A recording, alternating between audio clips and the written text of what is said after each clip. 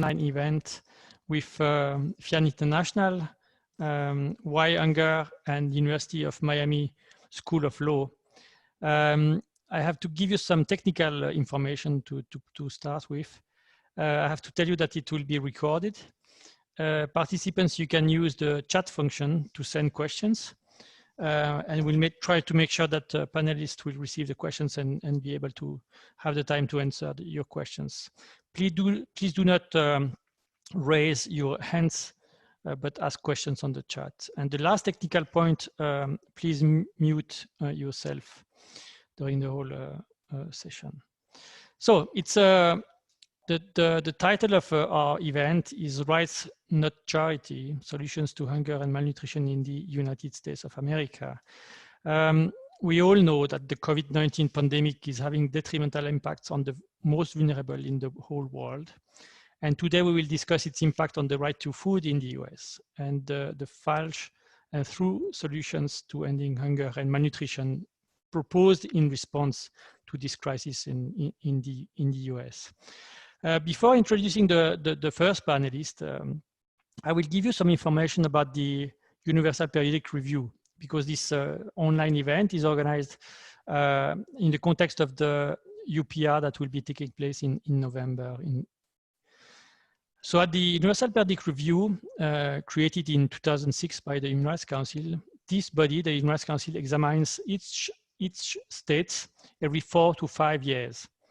The US has been examined in November 2010 and in May 2015, and it will be re-examined for the third time in November 2020, so in a few weeks. 3 documents are at the basis of the UPR examination. First, a compilation produced by the Office of the High Commissioner for Human Rights on recommendations made by UN treaty bodies and special procedures during the period covered by the examination. This compilation is a 10 pages document. Then the second document that is the basis of the evaluation is the state report. And the third document is the civil society contributions. And again, the Office of the Commissioner for Human Rights has prepared a compilation of 10 pages based on all the contributions by civil society organizations in the US. And in this particular, with this particular case of the US, we had received 140 contributions from civil society. So that's a huge number. And all of these recommendations are on OHCHR website. At the end of the UPR process, the US will receive hundreds of recommendations that it can accept or reject. In 2015, it received 343 recommendations. It accepted 150 of them and took note, i.e. reject 193 of them. To give you just a few examples, it accepted, for example, recommendations made by South Africa to recognize economic, social, and cultural measures, not rights, and strengthen efforts in ensuring equal access to healthcare and social services. However, it did not accept recommendations made by other states to better protect the rights to food, health, housing, education, water, and sanitation. So when it is about recognizing and protecting rights, and especially economic and social rights, the US didn't accept the recommendations. But when we talk about, or states talk about measures to be taken and not rights, then it has been accepted by the US government. Now, let me introduce our first speaker today, who is Alison Cohen. Alison is Senior Director of Programs at Why Hunger. For the past 27 years, she has worked with grassroots organizations in rural and urban farming communities. Why Hunger, where she's based, is based in New York City. It works with allies and partners to end hunger and advance the right food in the US and around the world. Why Hunger is a co-founder or a member of Closing the Hunger Gap, the US Food Sovereignty Alliance, the Global Solidarity Alliance for Food, Health, and Social Justice, among others. It is also a member of the Global Network on the Right to Food and Nutrition, coordinated by FIAN International. In her presentation, Alison will give you an overview of the US political and social context relevant for the right to food. She will then introduce the next panelist. Alison, you have the floor. Great, thank you so very much. Mary, you can, if you'd like, I've got a few slides, and I'm happy to just take you through those as well. Mary, do you mind just pulling up the,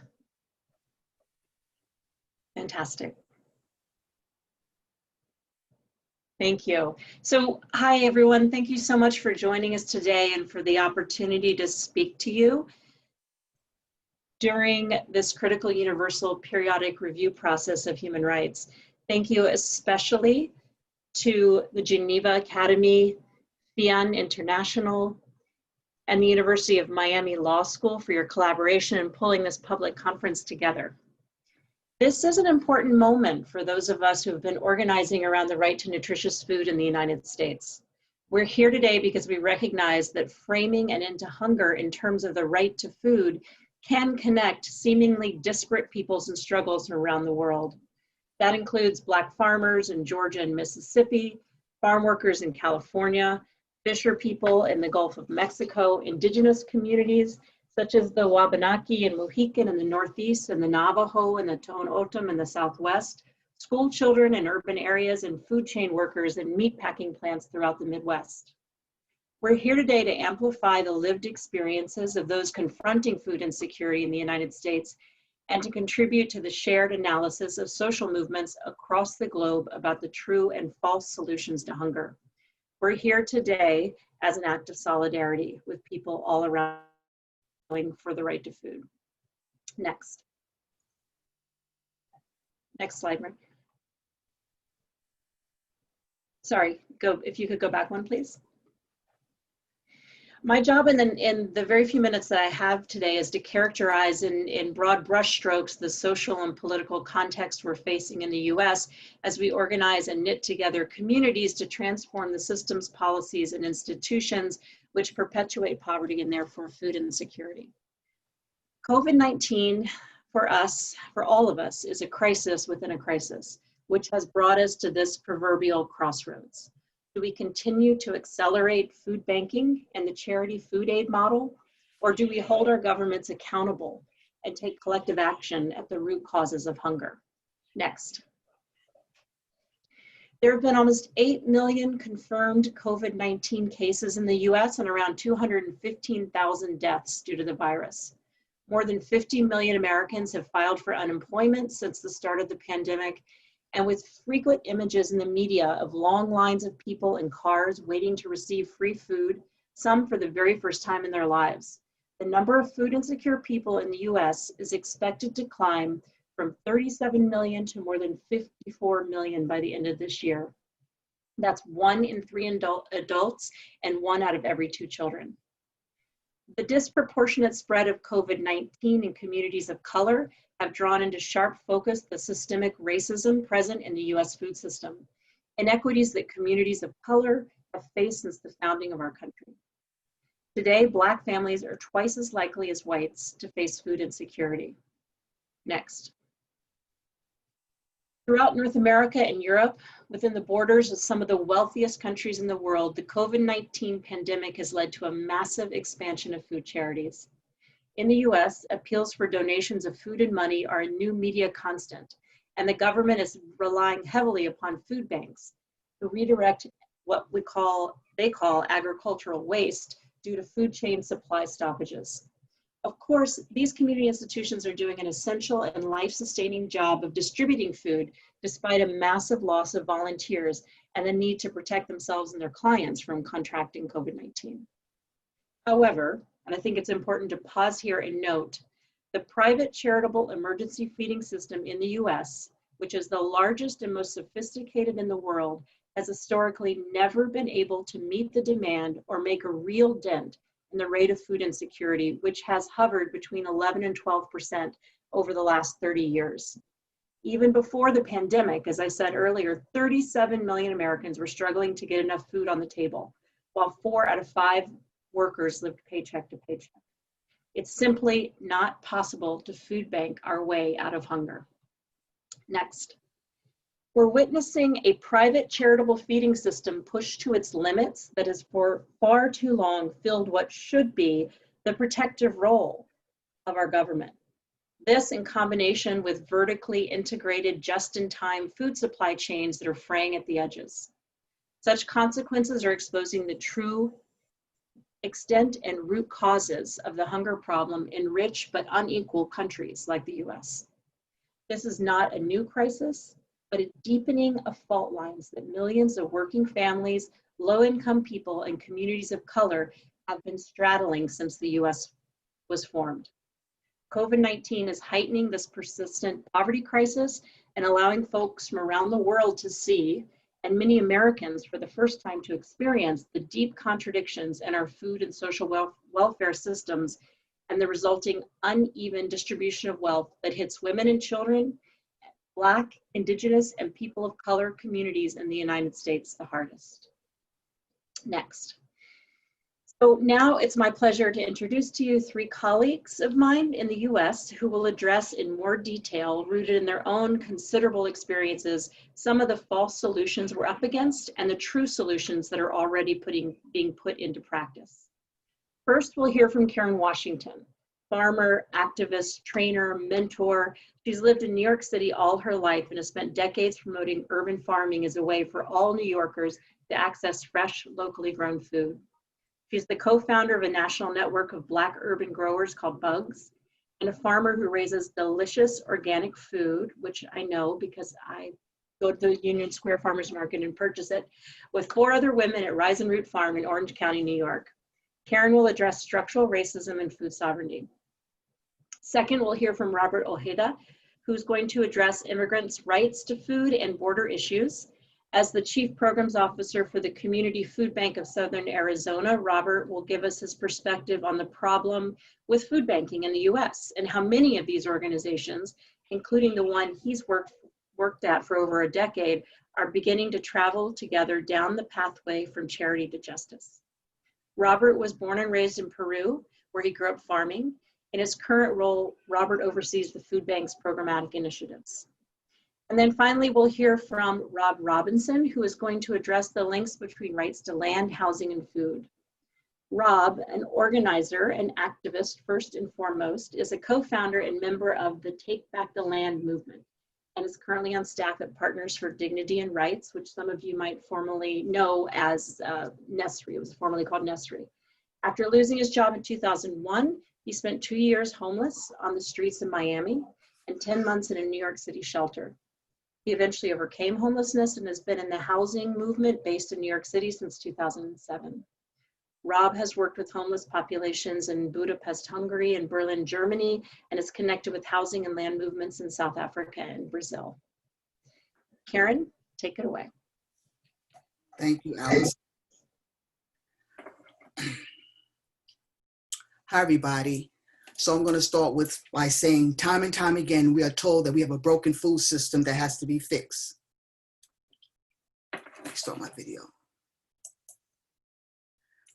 I'll start again. Time and time again, we are told we have a broken system that has to be fixed. And there are many of you that believe that. I too, at one time, was guilty of drinking the Kool-Aid until I started to take a closer look, remove my blinders, and saw who are the people in the field growing our food, who are in the meat packing facilities and warehouses working under deplorable conditions, who are the people getting sick because of our food, and who are the people with power controlling our food. I realized the food system is not broken. It's doing exactly what it was intended to do, be a caste system based on race, economics, demographics. It is a system that is exploitative, extractive, and based on the principles of capitalism. Food, which is supposed to be a human right, has now become a commodity based on profits and not on people. In 1996, the World Food Summit defined food security as existing when all people at all times have access to sufficient, safe, nutritious food to maintain a healthy and active lifestyle. Yet people in poor urban and rural communities are told time and time again, if they want food security, all they have to do is grow their own vegetables, give up soda and exercise as if by magic, eating vegetables and drinking water are going to solve the problems in the food system without looking at the institutional, environmental, and structural determinants that reinforce racism in today's society. A food system that was built on the backs of enslaved and indigenous people. There were treaties that were signed, but of course, completely ignored. There were laws and codes prohibiting access to land and capital. The servitude of people of color, the unjust judicial system, and the displacement of people off their land built the wealth that we see amongst people with power and privilege. We have a food system which is less 1% farmland that's owned by people of color, yet the incidence of hunger, poverty, diet-related diseases are high amongst communities of color. And COVID-19 has definitely exacerbated the problem. Today, we have less than 40 million people living in poverty, folks. And yet we say we're the greatest country in the world, where we grow enough food and we waste enough food, yet that food is not getting down to the people that need it the most. So, folks, what happened to our food system in the US? For me, it went from a slave reality to a slave mentality.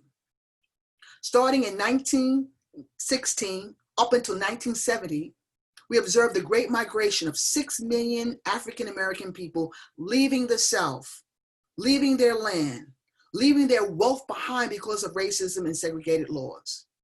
We saw small farms being replaced by big corporations, backed up when in 1970, then Secretary of Agriculture Earl Butz said to the small farmer, "Get big or get out." We've gone from diversity to monocropping of single crops, such as corn and soy. We've increased farm subsidies that in the 1930s was supposed to help the small farmer, is now become a cash cow, a dumping ground for processed food entering our food system with no nutritional value. We've gone from a local economy to a global economy due to trade agreements, home cooking to fast food eating, from seasonality to growing and eating everything all year round. The American diet, which was once largely plant-based, full of fruits and vegetables and grains, has now become animal-based. As a result, we have seen our caloric increase of calories increase from 2,000 to over 3,800 calories per capita. A subsidized charity-based food system's byproduct of big ag ends up in poor urban and rural communities. Again, it's cheap with no nutritional value. It is estimated the population worldwide by 2050 will increase to size to 9 billion people, and most of those people will be in urban areas. Yet much of today's industrialization runs parallel with the advancement of technology and mass industrial production of food. But in the end, who benefits? When you have government policies aimed at protecting big ag. So can we actually say we're much better off because we have a system that's less labor intensive, more efficient and specialized due to technology? We have nonprofits providing emergency food for people in need. However, it too has become part of the subsidized charity-based food system run by big ag.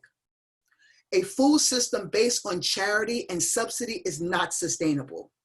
It creates a never-ending revolving door without addressing the real problem of an exploitative welfare system that keeps people and families in poverty.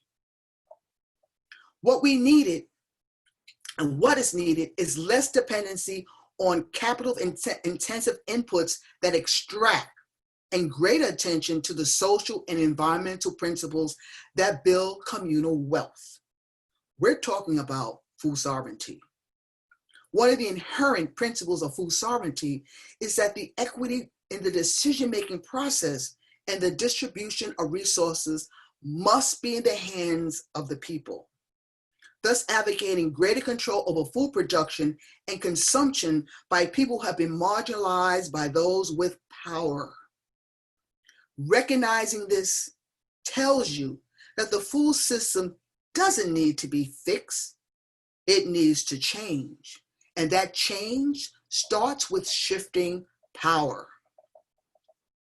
Shifting power for those who have for so long used food as a tool to have power over others into the hands of those marginalized communities seeking to take back their power. Our system, our food system, is on one hand complex, the other simple. There are dots along the way that we must connect. From the person that plants that seed in the ground to the food that is on your plate. Together, this movement is ours. This food movement is ours to take back.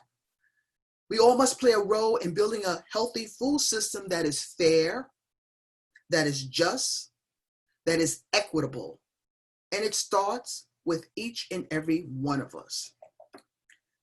Alison, take it away. Thank you, Karen. Thank you. We'll now hear from Robert Ojeda from the Community Food Bank of Southern Arizona. Thank Robert. you, Alison.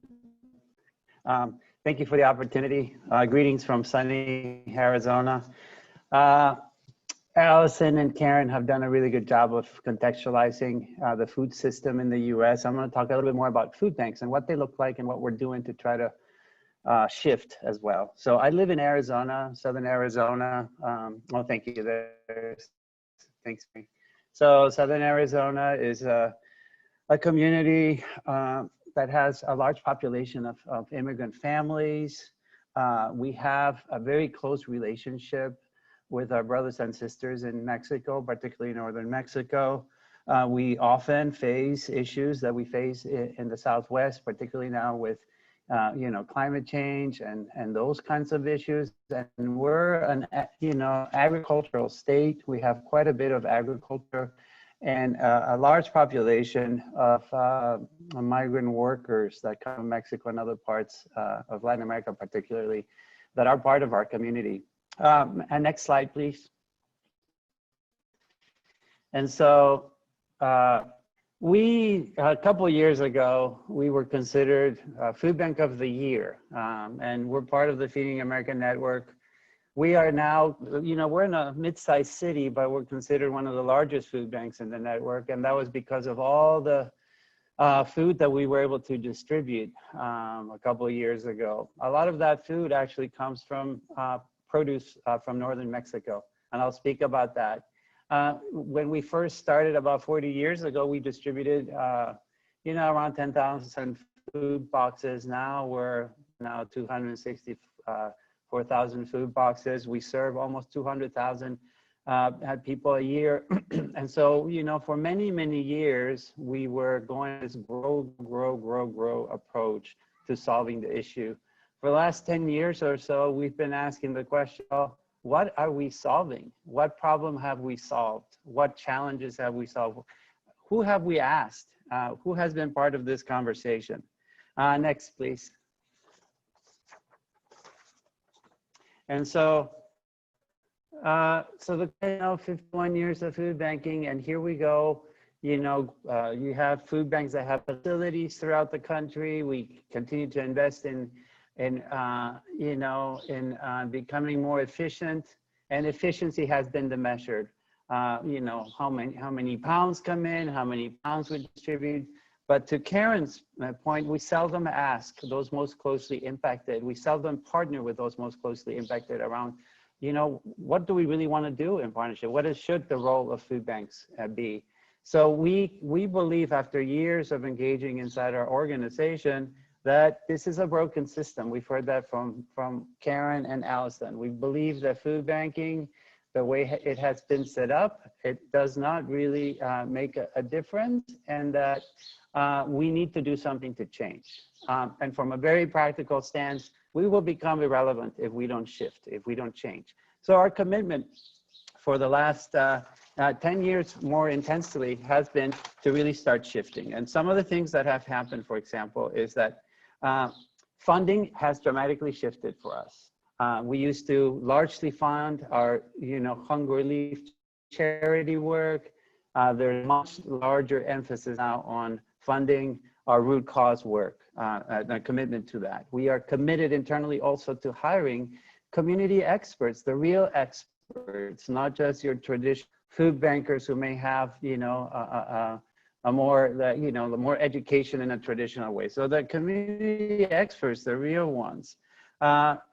The most exciting thing to me is that we are more and more using a different lens for how we prioritize and what we prioritize, moving away from like pounds and efficiencies to really effectiveness and really a human rights approach. How are things interconnecting? What are the decisions? How are they impacting the families that we serve, but also how are they impacting the folks who work in the food banking system to make sure that food gets to folks? Next, please. One thing that we're also shifting is that makeup of our board is shifting dramatically. Our next 6 board members, we have a commitment, are coming from the communities that we serve. So after, you know, shifting and really investing in understanding the needs by deep relationships, by practicing community ethnographies and dramatically shifting, of course, no surprise to a lot of folks, but this is what we've heard over the years from the community we serve. It's about unequal access to healthy food, issues around social isolation, diet-related disease. We have 75% of our program participants have a family member with either diabetes or heart disease, and then lack of economic opportunities.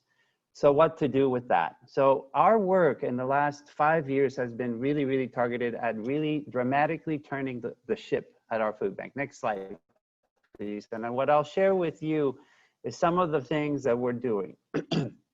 First of all, we want to shift our sourcing model. There's full commitment from our organization. So the question we're going to ask is, if we source food, the millions and millions of pounds, what is happening to those workers that are working at these farms? What is happening with those warehouse operators that are working at these warehouses? And we want to make sure that we first ask those questions and then shift the model. And so one of the things, for example, we're working on is we're working directly in Mexico with the folks that, you know, all the produce that comes in to really make sure if we're going to have meaningful partnerships, that these folks are going to practice, you know, fair trade practices or really socially responsible practices so that the workers are being taken care of, supported, they have a voice. The same thing with, you know, other kinds of donors that we have. So our relationship with donors is going to shift dramatically. It took us some challenging internal conversations to get to this point, but our commitment is that the rights of those working and providing food is really vital to us. An example of this is that, you know, we used to have a really small fund to support local, small community-based organizations that were doing really exciting, meaningful work.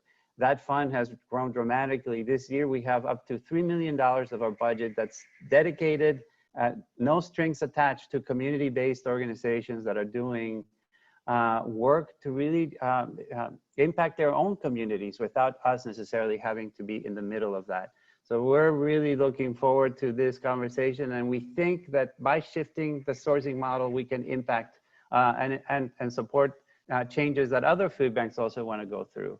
Next, please. Another thing that is really, really important for us, we deeply believe, Karen talked about this, that, you know, shifts in power are really vital. So we have a whole team of folks. We have more than 20 staff that are dedicated to building and cultivating leadership and supporting those talented people in communities to really regularly participate in public life, and us creating bridges for that. So civic engagement is a precondition for us for food security. And so people need to be making decisions in their communities, and we're trying to practice that, knowing that we're a large bureaucratic organization, but that is a deep commitment we have. Next. Another thing we do is that, and Karen and Alison have talked about this, food banks should be ally supporting organizations. We shouldn't be the ones driving what's happening. Well, you know, and so we've shifted from like even how we measure success. And one of the one of the things that we really evaluate now is that we've moved away from efficiencies and really look at effectiveness and equity, particularly. And so building capacity and partnership with organizations and communities is vital for us.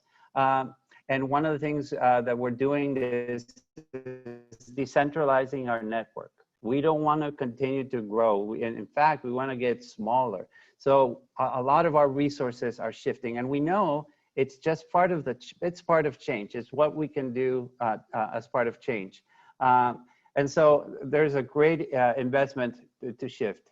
And then next, please. Go to the next one. And so one thing and last thing I'll share with you is that one of the things we're investing is in the building of cooperatives and supporting the local food economy. So we've invested in producers cooperatives. We are facilitating these processes, incubating, taking some of the risks. One of the most exciting cooperatives is a water harvesting cooperative that's led by undocumented workers. And so it's a deep commitment from our organization to do this. And so we know we're not gonna feed ourselves out of this problem. We have to do something differently.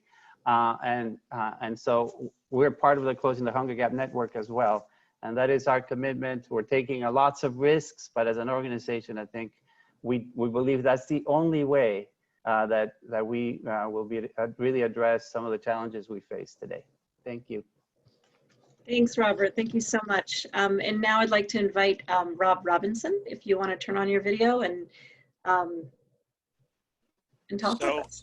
Thank you, Alison. And before I go into my presentation, I want to thank the Geneva Academy, FION, but I want to give special thanks to the University of Miami, where as an organizer and an activist, I have a long working relationship doing the work on housing and some work on land. You heard in my bio that I'm one of the founding members of the Take Back the Land movement. Well, there is a Take Back the Land archive that is centered at the University of Miami, so I want to thank that. But I've also worked closely with the University of Miami Law School, so thank you for this opportunity. And part of that critical thinking that I've done in universities was forged by my relationship with Alison and the organization that she is with, Why Hunger.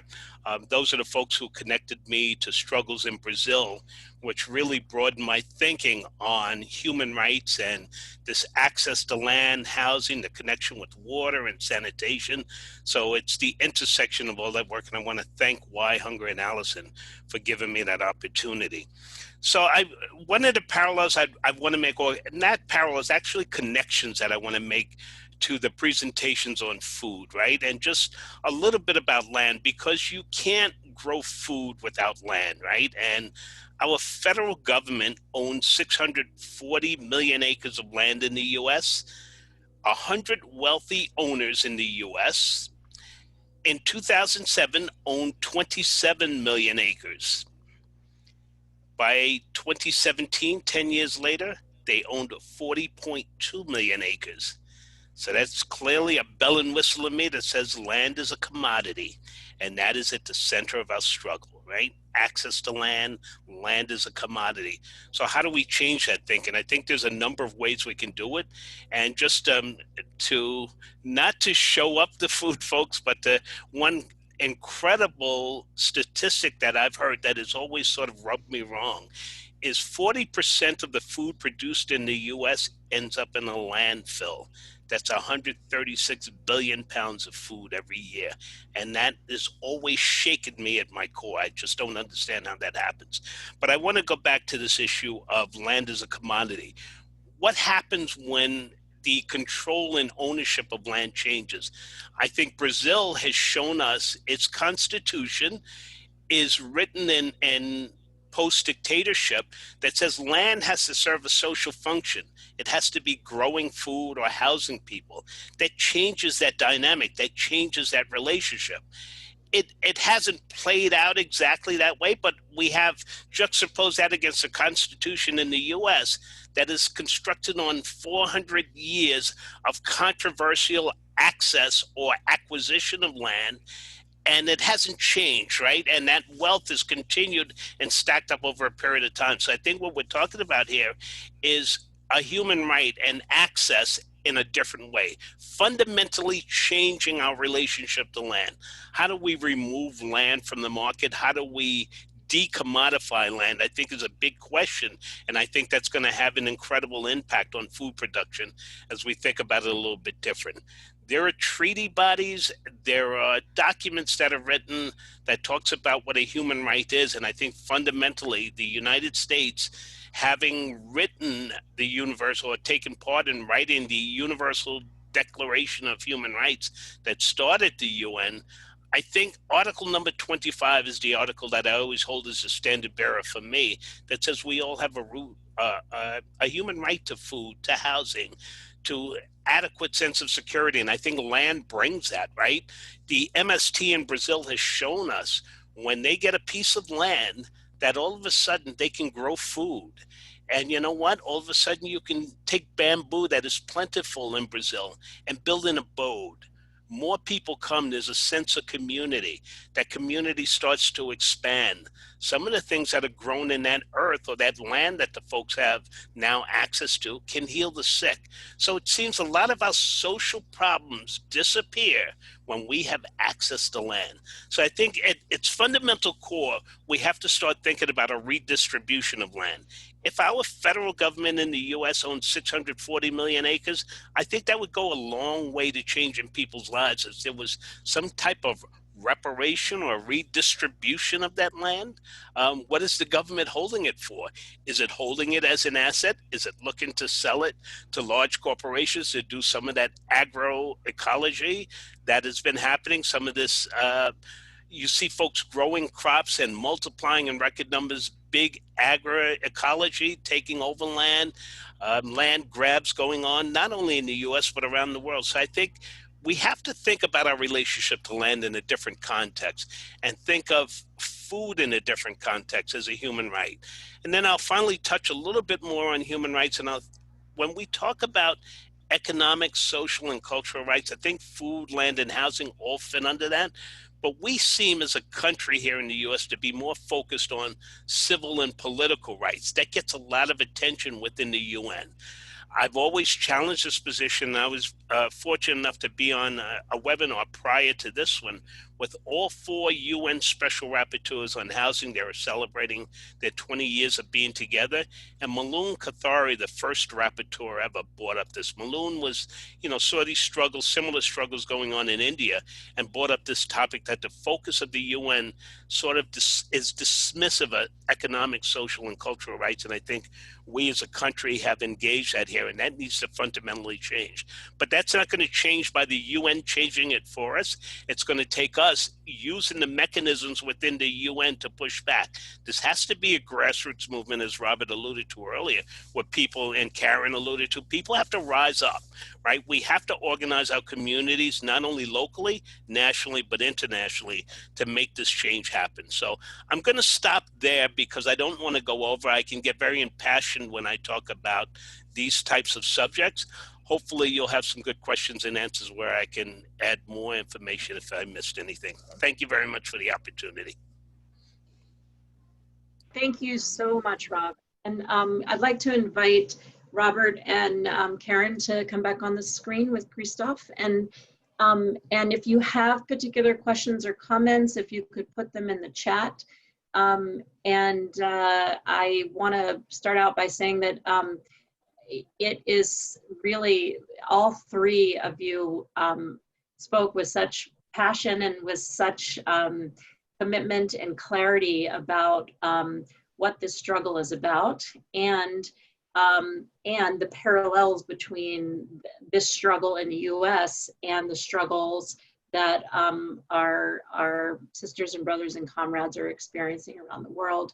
And therefore, we need this to be a global movement, and bringing this to the into this particular context, thanks to the Geneva Academy, bringing to this particular platform is an opportunity for us to really continue to build that solidarity. So thank you very much, Alison. As we are waiting for some questions from the chat, I maybe have some reaction to what was said. I agree that it was three great presentations. I think it's a very clear example of a country where you have plenty of food, but the problem is not availability, but of course accessibility and how people have access to food. And the causes of hunger that we analyze with Anna Maria and others since 20 years are exclusions and discrimination always in every country, and that's really the case in the US. We also talk about right food is linked to dignity and that people should not be dependent on food aid for 20 years and the whole work of Robert and his teams. I have some questions. Karen, you work on organic farming and local food production. We have a similar discussion in Switzerland, in Geneva, and it's not easy to link the right to food to the local organic production because it might be more expensive than imported food. So how do you deal with that? You know, that this food that you can produce in your community that can be local and organic can maybe be not accessible, affordable for the poorest in the community or in the neighborhood. Then I have a question maybe for Robert. You talk about human rights-based approach to develop to the food banks, and I think that you very clearly explain what it means. When we talk about human rights, we talk about the role of the states. So what should be, ideally, let's say, the role of the states in all that? And that's something for Rob. We have worked with Anna Maria for 20 years with La Via Campesina to have a UN Declaration on the Rights of Peasants. It was adopted in 2018 by the UN. It all started as you know, in Brazil, but also in Indonesia and otherwise. So we fought for 20 years, and now we have a declaration that has two Article 5 and 17 on the right to land, in fact. So there's very detailed article saying that peasants have the right to land.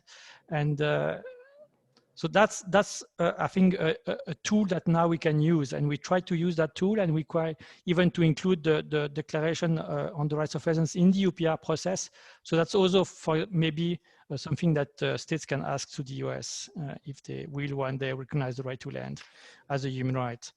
I think that's it for now.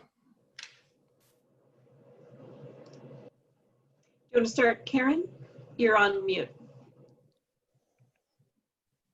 Yes, so when it comes to growing food, you know, there's been, like I said, been a big shift in terms of especially people from African descent and people of color who for so long had no contribution when it came to agriculture. I mean, the story behind agriculture was slave mentality. And so why would you think that people would want to go back to doing that?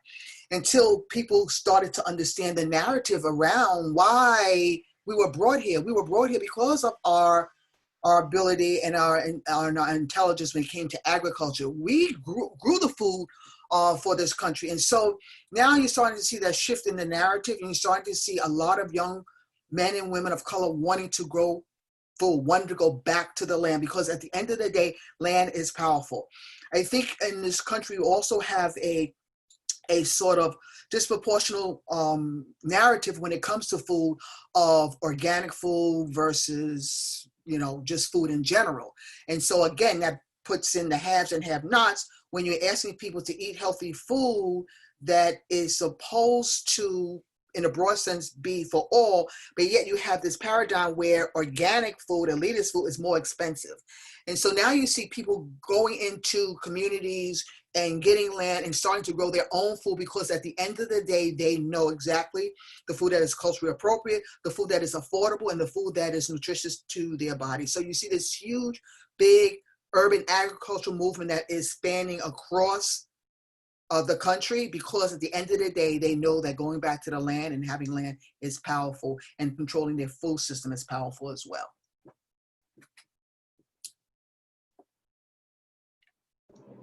Great, thank you very much.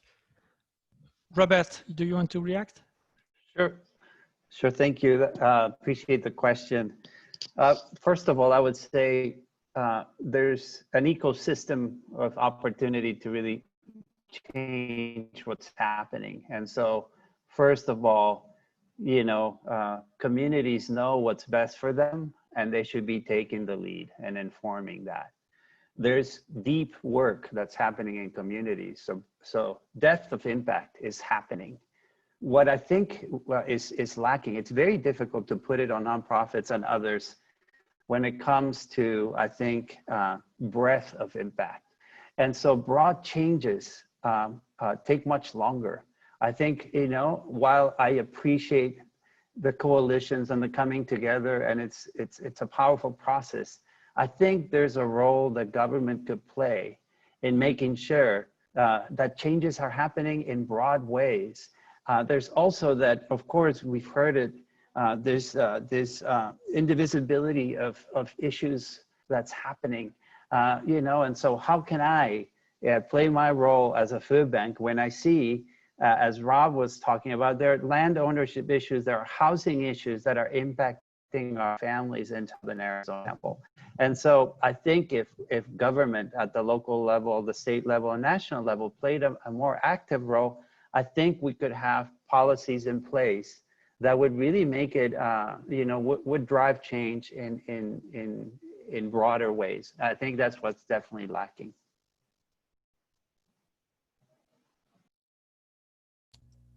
Thanks a lot.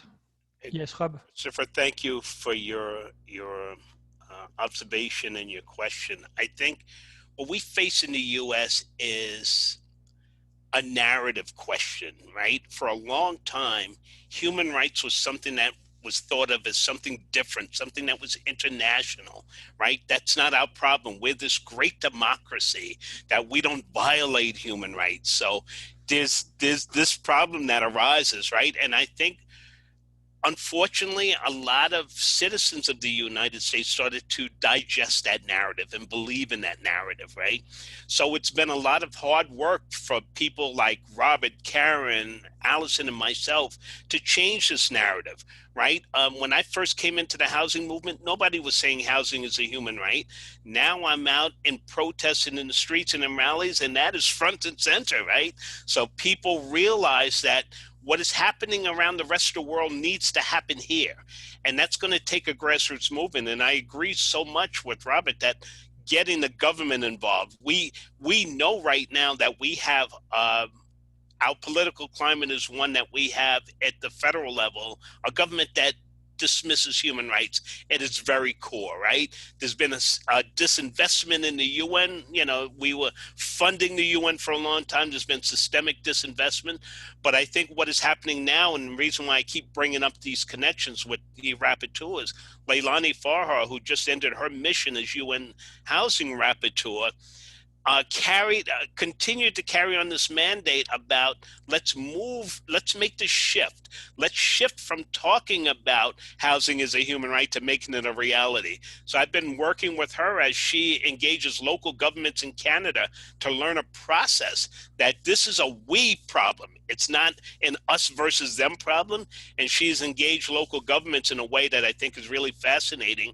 And myself and a few other organizers from the US are privy to those conversations and just sitting in the background and learning from that process, and hopefully to employ and engage those processes here. But we need as a community to rise up and demand that those rights, you know, that our government is responsible for. You have to meet people's needs as a government, and that's the fundamental framing and foundation of human rights. So it's just pushing these narratives. So opportunities like the Universal Periodic Review is where we can do that. I've been engaged from the first one in November 2010, and until I go to my grave, I'll be involved in this process, because I think it's a way for us to push out government in a way that the rest of the world shines a spotlight on them. And these stories about this great democracy have to be pushed to the side, and questions have to be asked. What about human rights? What about meeting people's needs? I'd like to just add to, so we can have this sort of conversation amongst ourselves quickly, because I feel that, you know, Rob and Robert, we all know the work that has to be done, but how do we filter it down to the common person, the person that's staying on that food line, the person that can't make their rent? And I think this is the job that we have to do. We know as organizers what to do, but we have to make sure that that message it goes down to the common person who doesn't see it, who doesn't feel that they're invested because they have so many things that they have to deal with. They have, like you said, a government that's ignoring climate change, that is just ignoring so many things that are potential harm to us. And so the question that I've been asked time and time again is that how do you get that message down to the person who's bringing their shopping cart to a food bank? How do you, a mother who has to take care of so many children, a person who's about to be evicted? And that's the biggest challenge that we have as organizers that we need to do. Fantastic. Now we have many questions on the chat, so I will just read them and then ask you again to respond before we give the floor to Ana Maria. So the first question is for Rob. You talk about the social function of land. What about the ecological function? The ecological function is just as important, right? So my organizing shifted, and I think Alison can attest to this, from speaking about housing to understanding food, water, sanitation. They're all connected. So that moves you into the ecological function of land, right? We have to have a better understanding. And just to quickly answer what Karen just asked us, I think that comes from political education. Shout out to Why Hunger for sending me to Brazil, where I got to learn at the MST school and understand all these social functions and be educated through a political education process. Latin America has a way. We need to learn from our comrades across borders. Great. Another question for you on the 640 million acres owned by the U.S. government. Does it include national forests, national parks, and the like? It does. So, you know, that's a little bit unfair for me to push all of that, but half of that number is land that just sits vacant and serving no function right now. But okay. Yeah, half of that land is national parks, etc. Okay. Maybe for Robert, many states and local governments have made quick policy changes, very positive during the COVID crisis. Do you think it's possible to make them sustainable and you know to keep this momentum, let's say? I can speak for our context. I know we have a great partnership with our local government. And for example, we're working with them on the issues that Rob is talking about at our local level, you know, land ownership, talking to our county government about areas of our county that are vacant in these communities that could use them. And, you know, how do we make that available long term? And so I think COVID has done that in our community. Our city government approached us with funding to invest for organizations that are doing innovative things in their communities, no strings attached as well. So I think COVID has been a great eye-opener for lots of folks around issues of like, how do we make this resilient? Because everybody has been strained. Everybody has been strained under the current system of hunger relief system. So I do feel strongly that there's an opportunity, not just at the local level, at the state level. We are also seeing opportunities in Arizona. And through Closing the Hunger Gap, that's a network that some of us are part of as well. At least I would say a third of food banks in our country are really doing innovative things to shift. And so to Karen's point around sort of the education and awareness, I think we have a great opportunity to do more. If half of the food banks use their social capital to push for policy changes, I think we could do really, really meaningful things as well. So this seems to be the time for that. I just add very quickly that we do have many, many examples of local governments and state level governments that are embracing human rights. We have the CEDAW cities. We have in Maine on the a referendum on the right to food, actually changing the state constitution of Maine to include the right to food. So many of these kinds of initiatives that, and as we all I think know, they're bubbling up from the bottom. And so to speak to Karen's point and Robert's point as well, that it's the organizing that's happening among those who are most impacted by hunger and poverty in this very wealthy but unequal country that is that's where the innovations are coming from. That's where the ideas and the practices that are moving us towards a right to food. I think you know, as we all I think are completely aware, the U.S. has not signed on to the Economic, Social, and Cultural Rights Convention, and so for us at this point in our organizing strategy, the right to food is a narrative tool. It is an organizing, a community organizing tool, so that we can begin to understand the holistic nature of the right to food, and make our case and our build momentum around that. Great, thank you very much. Two more things on the chat, and then we will move to the two other panelists.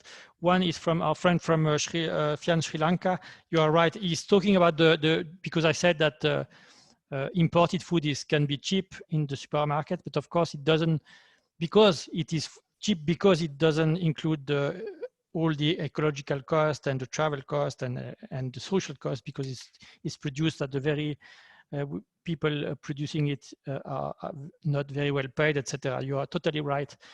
And then there is a question on how agroecology and food sovereignty are linked.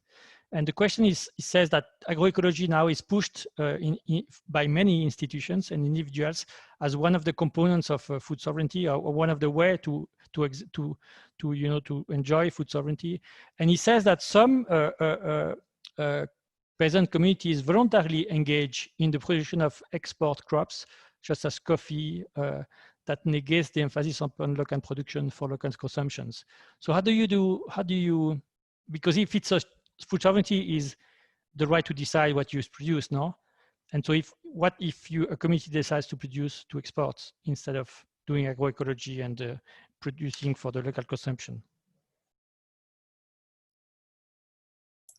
Well, when we talk about food sovereignty, it's really about the participation of people agreeing on taking back their power. So if you have, and I have this conversation all the time, because we need to talk about the value and cost of food as a farmer. The food is not free, and there's a cost and value that comes with that. And so when we talk about food sovereignty, you're really talking about taking back the power, especially about the power by those who for so long have had power over us, have used extractive ways of capitalism to gain that power. And so taking that back and talking about social capital and communal wealth as a way of building power within the hands of those who have been marginalized for so long. So, I mean, if people are coming together and working on ways that they can increase capital for the benefit of their community, I have no problem with that. The only problem that we have to make sure is that we never replicate the oppressor. We never replicate the capitalistic way of extracting, so that at the end of the day, it causes more harm than good. Okay, fantastic. I think that we have to end now this first part of the debate, but we'll have another chance at the end to have a new discussion. And just to say that Alison, it's great that you also responded to the question on if the right food can be endorsed by some institutions. And so there was a question for you, but we can also respond separately, maybe, or by email by Molly Anderson, on if there is a compilation of cities that have endorsed human rights that are linked to economic, social, and cultural rights. Okay, so now we move to the presentation by Ana Maria Suarez Franco and Denise Cordova Montes. So Ana Maria Suarez Franco is the Geneva representative of FIAN International. She has worked for FIAN International since almost 20 years. FIAN, if some of you do not know, is an international human rights organization that was created in 1986 to promote and protect the right food. it is present in many parts of the world. And so Anna Maria will propose an analysis of the problems presented and that we discussed from a right to food perspective. And then I will give the floor to Denise Cordova Montes, who is the acting associate director of the Human Rights Clinic at the University of Miami School of Law. She's a human rights lawyer. At the clinic, she works towards the promotion of social and economic justice globally and in the US, and supervises law students' work in cutting-edge human rights litigation and advocacy at the local, national, regional, and international levels. From 2012 to 2018, Denise was based in Germany, where she coordinated the Gender and Women's Rights Program at Humanitarian International. And Denise, she will present UPR recommendations to the US. So, Anna, you have the floor for 10 minutes. Thank you very much, Christophe. Yeah, I saw that we have some participants from states delegations in Geneva, so I think they are waiting also for Denise's recommendations, and I will try to be brief. As you maybe know, the new special rapporteur on the right to food lives in America, in the US, and is in the University of Oregon, and I would like to begin this analysis with 2 paragraphs of his first report to the General Assembly, because I think that tackles very good the 3 main presentations of tonight. He says, the right to food is not just the right to be free from hunger. It is the right for everyone to celebrate life through their meals and each other in communion. One of the most important ways that a community defines itself is through what, how, when, and with whom they eat. Communities are made through shared holidays, memories, receipts, palates, and manners of eating. Through these food practices, people create their social and political institutions. And then, talking more to the issue of the relation with land that has been explained by Robert, he says, food is also central to show people, to how people establish their relationship with the land. It is therefore a key element on how sovereign power is expressed. Food creates a hub that interlaces complex ecologies of certain humans, animals, plants, microbes, spiritual entities, and landscapes into long-standing relations of care with each other. Kate Wise put succinctly, food production, labor, preparation, consumption, and disposal are woven tightly with the land tenure, a community's way of life, reciprocal gift-giving, and life sustenance, connecting people in a community and respect for non-human life. And I think this is very important to a common element that the 3 of you mentioned, and this is that food now is a commodity. And this is exactly how food security sees food, as a commodity that needs to be on the table of people independently on how it is and how it is obtained, and how does that relate to the communities that produce, exchange, and eat it. Therefore, we are not speaking here about food security, right? We are speaking about food as a human right, which means that states have obligations, that people have rights that can claim, and that this is not about charity, as the title of the event. Also, under the food right to food approach, the focus shall be on the marginalized and disadvantaged people in communities to treat them with dignity, right? And I think all what I said is kind of contradicted in the presentation of how the system is working that you did today. So let me go through some elements. It was very rich, so I will not tackle everything, but some element of each one. When Karen has been speaking about the food system, for me it was clear that the state is not complying with its obligation to respect, protect, and fulfill the right to food of people But it seems to be that this is more about protecting the interests of private big corporations, therefore also favoring concentration of life and wealth. And this has on the other side of the coin the discrimination that has been presented. Discrimination is a violation against the right to food and all human rights. Also, the violations of the rights of workers are against the International Declaration on Human Rights and the human rights standards valid, that the UPR looks as a basis to define how states implement their human rights obligations. This system is affecting access, not just because it is discriminatory, but because the real cost, that means the health cost, the social cost, the cultural cost, even the spiritual cost, is socialized. That means every one of you in the US pays for people getting sick because they are eating ultra-processed products, while the profit is privatized. This is for some. And it also affects the availability because the way in which this system is producing is destroying the environment. And therefore, the production of food for future generations, or even for our generation, is in danger. Also, the adequacy of food is affected, and I don't need to say much. We know that the food produced and consumed in the US is mainly ultra-processed and causing, therefore, the big problems that you have.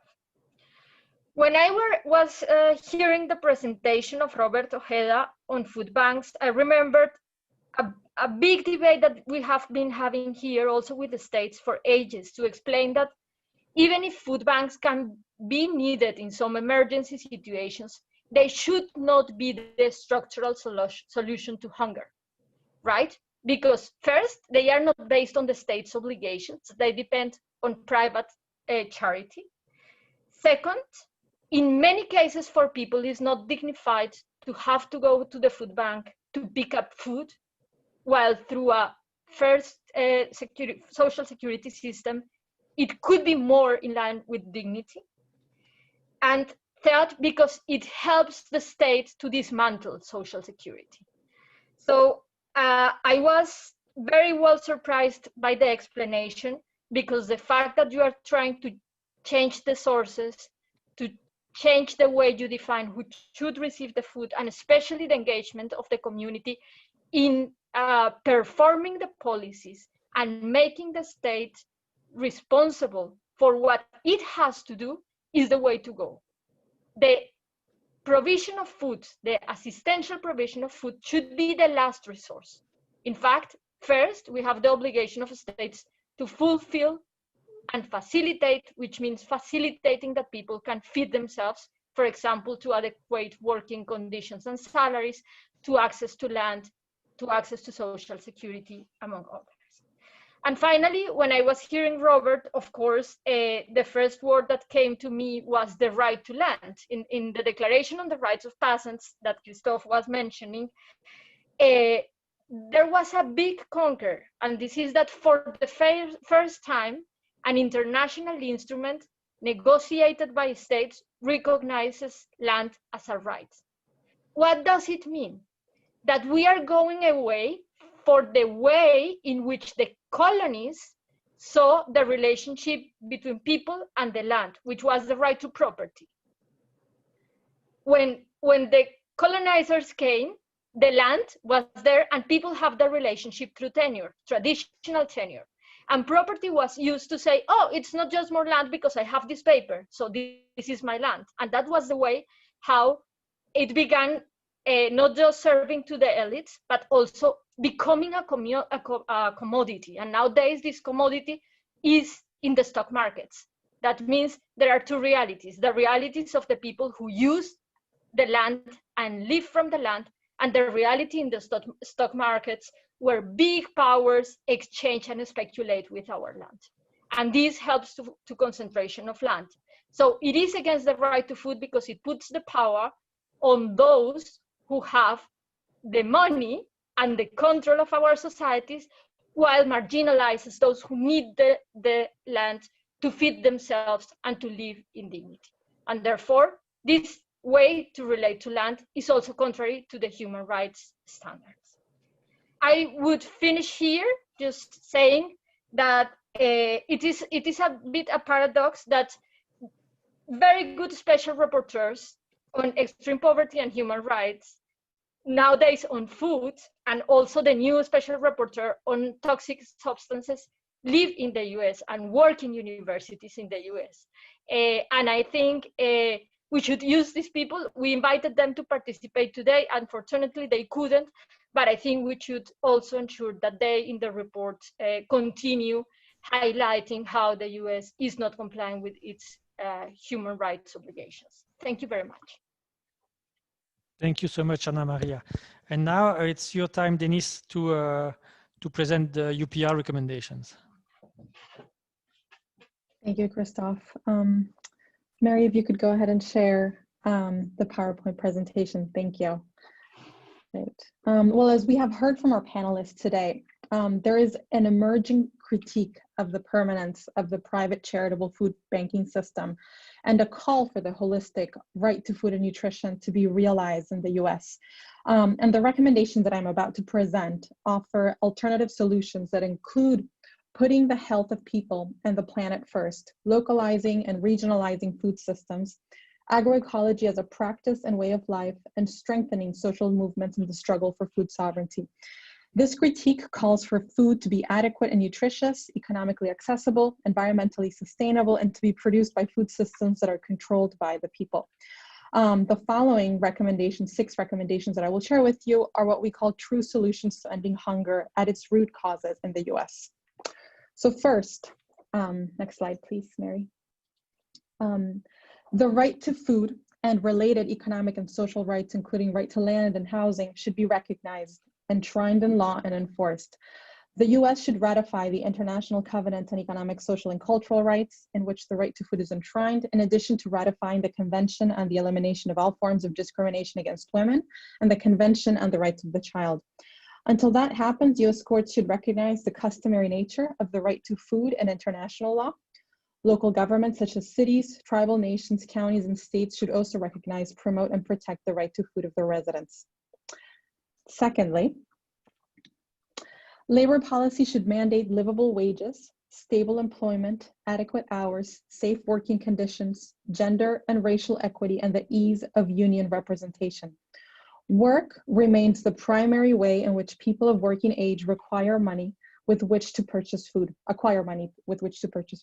Yet it has become increasingly challenging for workers to make ends meet due to minimum wages set well below adequate living standards, especially in urban areas, due to unstable employment and difficulty in gaining full-time employment, due to the draconian immigration system, as well as the erosion of collective bargaining power linked to the decline of labor unions in the US.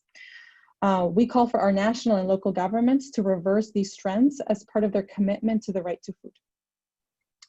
Third, robust and responsive government social protection programs should be well-funded and depoliticized as essential elements of national food security strategies. The US political landscape has been influenced by several decades of neoliberal policies, and this has led to an intentional shrinking of the government's roles in protecting social welfare, income assistance, and food security for all. The US government has a duty to protect their inhabitants and step up as the primary duty bearer to ensure the progressive realization of the right to food, including through social programs that address access to adequate food and nutrition, housing, healthcare, and a dignified life. Fourth, federal poverty guidelines, or the poverty threshold, should be updated to account for differences in the standard of living across the US, and to include contemporary expenditures as a percentage of income other than food consumption, including childcare, healthcare, transportation, and housing. The official poverty guidelines treat poverty as absolute and focus on food consumption as the primary indicator. As a result, the federal poverty line is too low, does not reflect current living standards, and significantly undercounts the number of families that are struggling to put food on the table, keep a roof over their heads, or pay for childcare. Fifth, the US should end structural racism and discrimination against groups most affected by hunger and malnutrition. Structural discrimination reduces the ability of those most affected by hunger and malnutrition, such as people of color, women, indigenous peoples, and LGBTQ+ individuals, from being able to achieve economic security and a dignified life. The US should eliminate policies that discriminate, and instead, the US should promote gender and racial equity. The rights of indigenous groups to access water, hunt, and fish in accordance with cultural practices should be protected. The US should consider programs that provide reparations to historically exploited and dispossessed groups to provide them with an equal opportunity to achieve economic outcomes. Governments should promote innovative methods of tackling urban food insecurity, such as urban farming. And finally, sixth, the US should end its practice of confluence with the food industry in the form of commodity food programs, industry participation in congressional lobbying, and tax breaks for food donations to food banks. People, not corporations, should have control over food and anti-hunger policies. Unlimited and excess corporate lobbying has transformed anti-hunger policies into vehicles for subsidies to big ag and big food. It is vital to a democratic system for everyone to have their say in food and anti-hunger policies, so governments should ensure that lobbying does not minimize the voices of citizens and does not become a monetary tool that enables right to food violations. Thank you very much. Thank you so much. Two, again, great presentations. So we still have 10 minutes. There is lots of information on the chat about the many experts of the UN who are in the US. There was also, yes, an addition about Olivier de Scoter, who is a special rapporteur on the human rights and extreme poverty, and was the special rapporteur on right food, and is giving courses at Columbia, for example. And also the Robert Robinson told us that he is in the steering committee of the Human Rights Cities Alliance, that we have received the link on the chat, and they will produce a letter to encourage local governments to agree on human rights framework. So that's fantastic, and the links sent are also great on this Alliance for Human Rights and the Cities. I think I have a question, I guess, for Denise. You said that the right food should be recognized as a customary right, and I think it has not been demonstrated by many scholars, but there are few that exist, and I would at least argue that the right to be free from hunger is part of customary law. It's in every state legislation in the world. You cannot let your children die from hunger, etc., etc. And it's a prohibition during armed conflict. I think we can argue that it's at least this core content, let's say, of the right food could be is part of customary law. So the question is, can we litigate? Can you litigate the right food in the US? And if yes, where? And if not, why? That's a good question. Currently, the right to food, as far as I understand, has not been enshrined in any state constitution or state law. And here I know that Alison mentioned sort of an efforts in Maine to amend the state constitution to include the right to food in its constitution. So indeed, as of right now, that hasn't happened yet. I think creatively, I know that when my students and I were together with other advocates, were putting together the civil society UPR submission for the upcoming UPR, we were trying to think creatively of how to talk about the right to food, given the fact that the US has not ratified the Covenants on Economic, Social, and Cultural Rights. And we were trying to talk about it in the context of the Covenants on Civil and Political Rights, and we started talking about political participation, the right to equality, non-discrimination.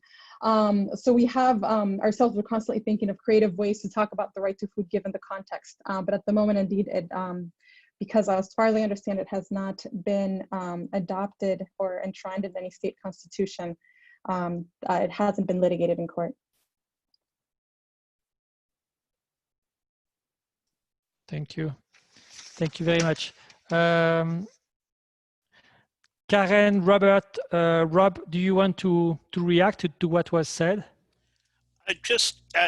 This is Rob. I agree with Denise. I don't have near the expertise of law schools and law school students. I always rely on them to support this. But one of the arguments I bring from the housing movement is similar. However, I think our country, and I mentioned this in my talk, that is mired in a constitution that's 400 years old. So it's going to force us to amend that constitution that is obviously written in old language. But as I was doing my housing work, we always ended, especially with Take Back the Land, when we were taking back houses that were foreclosed, we would say, the right to a home outweighs the right of a landlord or a speculator to profit off of that home, right? And we give the visual of the scales of justice that Denise is so aware of that sits in all of our courtrooms. That's your scales of justice for the profiteers and high-level people. So I think it's incumbent upon us to bring these arguments into the courtroom. It's hard to get a lawyer to do that, but as we did in the housing movement, and we saw this happening in Maryland, we kind of brought a group of people who were directly affected and brought in progressive lawyers who basically dared a lawyer to say you didn't have the right to a home. Be the first lawyer to go on record and say that. I dare you. And you know what? All of a sudden, the lawyers were being told by the judge, go in the back and see if you could litigate this, or you could negotiate some type of deal, mediate this, right? So you can force change, but it's going to take a collaborative effort of people having the courage to go in. Many lawyers, and I'm excluding obviously University of Miami because I have a great relationship with them, but many of the legal folks believe in that Constitution. It's ironclad and they won't challenge it, but we need to challenge it as a people. Great, thank you so much. Karen and Robert, do you want to react? I definitely want to add on that. Listen, folks, we are in a critical time now in this government. And for too long, we have been complacent. For too long, we have allowed government, lobbyists, speak for us. Wake up, folks, and start making these people accountable. The only reason why they're in there, because you put them in there. You know what I'm saying? It's time for us to listen to. COVID has taught us who the essential people are. We're not going back. We cannot go back. So now's the time to step up and challenge the system. Challenge the system, because at the end of the day, when people talk about government, well, who's the government? The government is the people. And it's time for people to galvanize together and change the politics around food, around housing, around the environment. The time is now. People, get off your butts and start marching and start making sure that your vote counts and that the people in office are accountable. You have that right. Great, thank you very much. Anna Maria, you want to say something about that? Yeah, I want to go back to this question on the possibility to litigate. And I have to say that in many countries where we now have the right to food recognized, we didn't before. Also in the Inter-American human rights system. The human right to food has been recently recognized by the Inter-American Human Rights Court, even if it is not explicitly in the convention, and in the Protocol of San Salvador is just the right to nutrition. And I think the tactic that we have been using since ages with lawyers working on economic, social, and cultural rights has been to use the interdependency of the rights. And I think in these cases, it's very easy to connect it to the right to life. And if you see on the last general comment of the Committee on Human Rights on the right to life, it does a great connection to economic, social, and cultural rights. It is, in the case of the US, very clear connected to the right to health and the impact on public health, especially taking into account the ways of production, but also the ultra-processed eatable things, it's not food, that the majority of the people have to eat. It's related to labor conditions, and I think labor law could be also on the basis, and of course on discrimination, because those who are suffering hunger are victims of patterns of discrimination. So I think you can do it, and not forget that Henkin, a very known professor, said the Universal Declaration is customary law. And the right to food is included in Article 25 of this customary law. So I think we could do the arguments. The difficult thing is to convince politically and to get the political will. Arguments you always have from the legal, but that's why we need to move the people, as many of you were saying. Thank you. Thank you very much. Robert, you wanted to say something? I just wanted to just add that we should be in the business of dismantling the current food banking model. That is what we're doing. I think we can't be complicit. I think for those of you food bankers who are feeling anxious about this, it's possible to do it. We can do it. It's our responsibility to do it. So, you know, it's just so important that we think that way. We cannot be complicit. We need to dismantle this, and it works. It's working. It takes time, but it can be done. So my appeal to food bankers who are feeling anxious about these kinds of things, it is our responsibility to do this. Great, thanks a lot. A last question maybe to Denise. The 6 recommendations you made are fantastic and very progressive. Let's imagine that there is a new president on the 1st of January 2022. Is there any expectation that these recommendations could be implemented? What is the human rights commitment of Joe Biden and his team? That's a very good question. Indeed, I think there are many of us who are starting to think about, you know, what that world could look like if there is a change in presidents. We're starting to organize, to think together. I know we have an upcoming meeting with some strategy meeting with other movements related to right to housing, right to health, right to food, precisely to sort of start thinking about like what are our asks, and so that we can be ready if indeed there is a change in government. I don't know if Alison, Robert, or Karen want to say something more about the prospects of the right to food and food sovereignty under a new administration. I would just say quickly, Denise, that I think we've learned from these processes in the past. So we're counting a lot on the missions to ask the tough questions so that we get a report, an output report that we could use as a tool to go into our communities and organize. So I agree wholeheartedly with Denise. I think it's going to take ground up organizing to get investment in human rights by our government, whether there's a change or not. And there better be a change. Let me just say that, right? We definitely need a change, but I think we've learned what that output tool can do to us. So a lot of us are spending time having conversations with missions.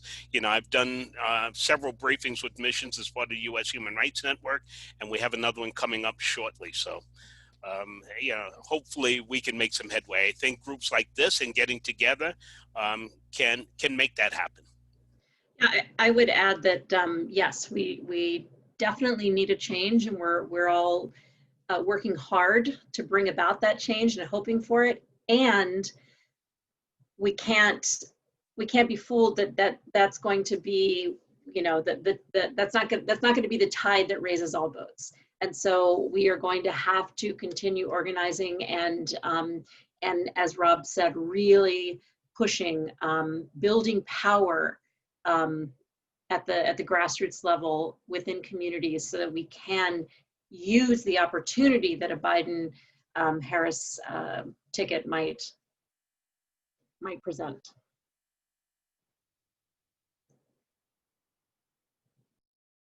Karen, do you want to have the final word? We don't hear you. You're muted. Muted, Karen. I think Anna Maria wants to have the final word. Okay. No, the final, just one. Organize. Okay, good, fantastic. No, I just wanted to say that it is very important what you are doing with the preparation of the UPR, but we also have to be prepared for the worst. No, that means that our fruitful and good recommendations are not taken by the state. We know which government you have. And I think it's very important to have a strategy to use that. If a government publicly says that it will not do what the population is asking for the realization of the right to food that should have a social cost. And I expect that we can work together in thinking which will be this strategy, if we will put that in the press, if we are going to bring that to other fora in the UN, how to learn from you, how are you going to work on this with the communities? Because I think this is the kind of tools that we have now under the current political conditions. Okay, fantastic. So that was a fantastic meeting. Thank you everyone for all the panelists and all the people who participated online. Also on the chat, it was great questions you asked. Let's hope that it will have an impact also on the questions that will be asked to the states in a few weeks. And bye everyone. Thank you, Christopher. Bye, Christoph. Bye. Thank you. Thank you. Thank you, Christoph. Thank you so much.